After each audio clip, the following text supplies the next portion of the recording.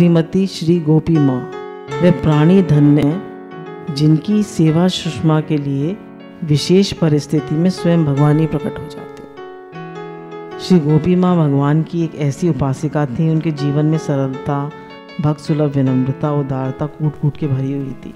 त्याग और निस्वार्थ की तो वे सजीव मूर्ति ही थी। परम पवित्र भगवती सरयू के तट पर अयोध्या में उनका जन्म हुआ था। उनके जीवन का अधिकांश समय लौहर में बीता। वे भाटी द्वार कन्या पाठशाला में सिलाई कढ़ाई की अध्यापिका थी। जीविका निर्वाह के लिए थोड़ा सा बचाकर शेष वेतन गरीब, असहाय और रोगियों की सेवा में लगा देने में उनको बड़ा आनंद मिलता था। थोड़ा सा ही पैसा मिलता था, सिलाई कढ़ाई की टीचर को कितना मिले, फिर उसमें से भी जो पैसा बचता था सबकी सेवा में लगा दी।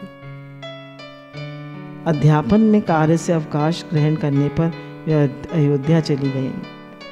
उनके इष्टदेव भगवान श्री राम थे, पर उनके हृदय को श्री श्याम सुंदर के रूप में अपनी ओर पूर्णतः आकृष्ट कर लिया था। भगवान बड़े चालाक है ना श्री कृष्ण। राम भक्त थे पर कृष्ण जी भी अट्रैक्ट करते रहते थे।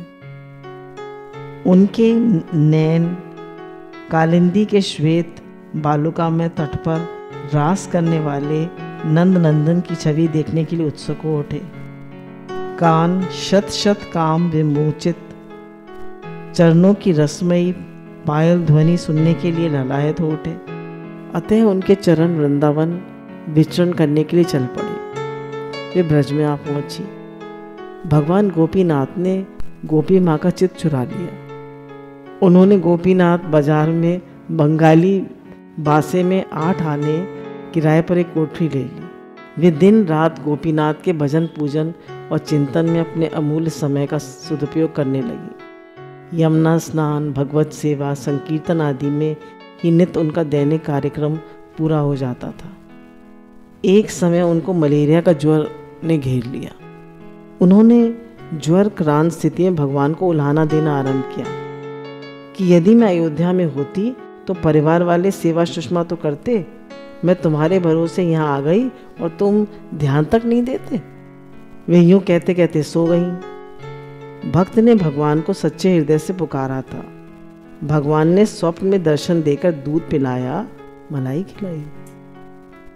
आंख खुलते ही गोपी माँ ने देखा कि मलाई का कुछ अंश मुंह में लगा हुआ है। दूध के मधुर स्वाद की याद थी। मिट्टी का कुल्हड़ पास में ही पड़ा था।